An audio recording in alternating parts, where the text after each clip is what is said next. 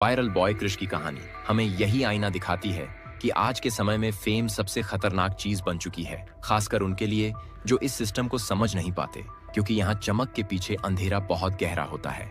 अगर आज कृष जिंदा है तो ये किसी चमत्कार से कम नहीं, क्योंकि मानसिक तौर पर किसी को मार देना शारीरिक तौर पर मारने से कम खतरनाक नहीं होता, और सोशल मीडिया पर उसे हजारों बार मारा जा चुका था। आज जरूरत इस बात की है कि हम सिर्फ कहानी देखने वाले न बने, बल्कि सोचने वाले बने।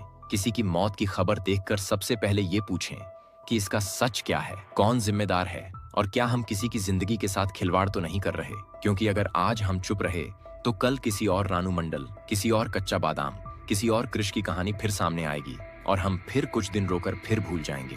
अब ये उदाहरण सिर्फ दो नहीं है, बल्कि सैकड़ों हैं, लेकिन नाम वही याद रहते हैं जो कभी बहुत ऊपर गए और फिर बहुत नीचे गिरा दिए गए। और वायरल बॉय कृष भी इसी रास्ते पर धकेला जा रहा था।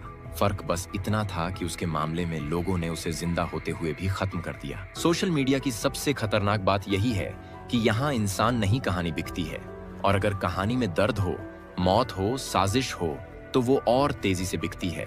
और इसी लालच में कुछ लोग किसी भी हद तक चले जाते हैं, बिना ये सोचे कि सामने वाला भी किसी का बेटा है, किसी का दोस्त है, किसी का अपना है। वायरल बॉय कृष की झूठी निधन की खबर भी इसी लालच का नतीजा थी। इधर कुछ सोशल मीडिया यूजर्स ने खुद जांच शुरू कर दी।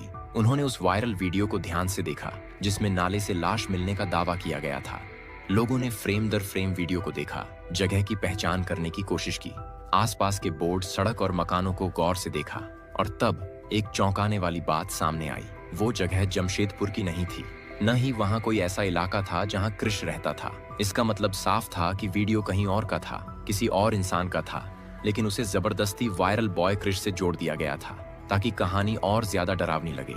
और यही सोशल मीडिया का सबसे खतरनाक चेहरा है, जहां किसी भी वीडियो को किसी भी नाम के साथ जोड़कर परोस दिया जाता है। इस बीच कुछ छोटे लोकल पत्रकार भी इस मामले में कूद पड़े। उन्होंने थाने से बात की, पुलिस अधिकारियों से पूछा, और जवाब साफ था, उनके पास ऐसी किसी निधन की कोई सूचना नहीं थी। न कोई केस दर्ज हुआ था, न कोई बॉडी मिली थी, न ही किसी को मारने की जांच चल रही थी।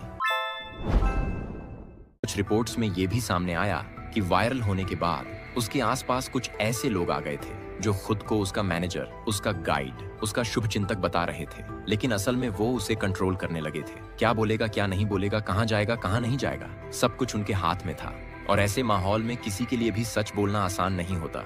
इस सब के बीच सबसे जरूरी सवाल ये बन गया कि आखिर कृष कहाँ है? क्या वो सच में जिंदा है?